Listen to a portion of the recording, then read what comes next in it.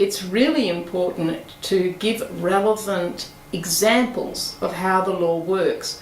So I will use my own personal experiences in the magistrates court, where I've taken personal actions in property law, in contract law, in consumer law. I've used the Freedom of Information Act. I've used the Ombudsman for problems that I had with my mobile phone bill.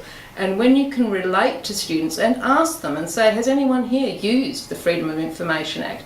Then you can actively engage them and get them to expand, and they can see actually how the law applies and how it's useful in their day-to-day life.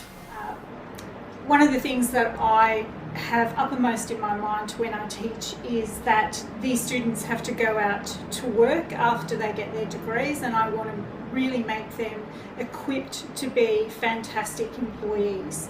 So when I teach, it's not just about what's in the textbook, what's in the Corporations Act, what happens in the classroom, what's going to happen on the exam, but actually what will you need when you go out to practice. I find what has worked is reframing the question a little bit by way of analogy. So if the question is, for instance, a corporations law question that requires a student to deduce whether or not a director is personally liable for the contract of a company, perhaps, well, I do know that this has worked for me, is to actually take the nub of the question, i.e. what is being asked, and then put it in your own frame. Spice it up a little bit.